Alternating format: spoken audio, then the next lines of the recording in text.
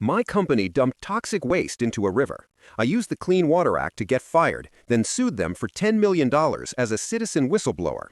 My boss told me to ignore the secret pipe dumping thousands of gallons of toxic chemicals into the local river every night. He said it saved the company $2 million a year. When I refused, they fired me for insubordination. They thought that was the end of it. Instead, I used the Clean Water Act to trigger a massive EPA raid and walked away with a $2.5 million settlement. I was the environmental safety officer at a chemical manufacturing plant in Ohio. My job was to ensure our wastewater was treated before being released. One night, I found a discrepancy in the logs. The filtration system was off, but the outflow was running at full capacity. I followed the pipes and found a hidden bypass valve. The plant manager, Gary, had installed it to dump untreated chemical sludge directly into the river at 3 a.m., bypassing the expensive treatment process. I confronted Gary immediately. "This is a felony," I said. "We are poisoning the town's water supply."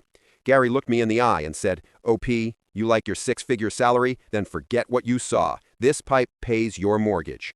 I didn't forget. I started collecting samples. I took photos of the valve. I copied the falsified treatment logs. A week later, Gary caught me. Security escorted me out of the building, and I was fired on the spot, and they blacklisted me from the industry. I was unemployed and scared, but I had the evidence. I hired an attorney specializing in environmental litigation. He introduced me to the citizen suit provision of the Clean Water Act, CWA. Most people don't know this. Under the Clean Water Act, if the government hasn't acted yet, a private citizen can file a federal lawsuit against a polluter on behalf of the United States. We filed the notice of intent to sue. We didn't just ask for my job back. We asked for the maximum federal penalty, $64,000 per day per violation.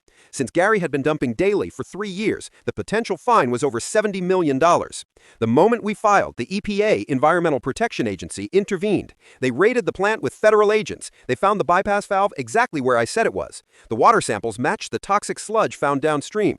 The company was facing a corporate death sentence. They needed to make this go away fast. They entered into a consent decree with the EPA to pay a $15 million fine and clean up the river. But they still had to deal with me. Because I was a whistleblower who was fired for reporting a federal crime, I had a slam-dunk case for retaliatory termination.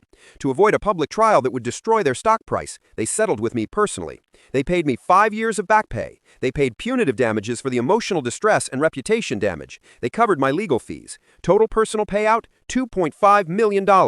Gary was fired and is currently facing criminal charges for falsifying federal records. I lost my career in that industry, but I saved the river, and the payout allows me to live by a much cleaner lake, far away from Gary. I ruined a major local employer and cost hundreds of people their bonuses to stop the pollution.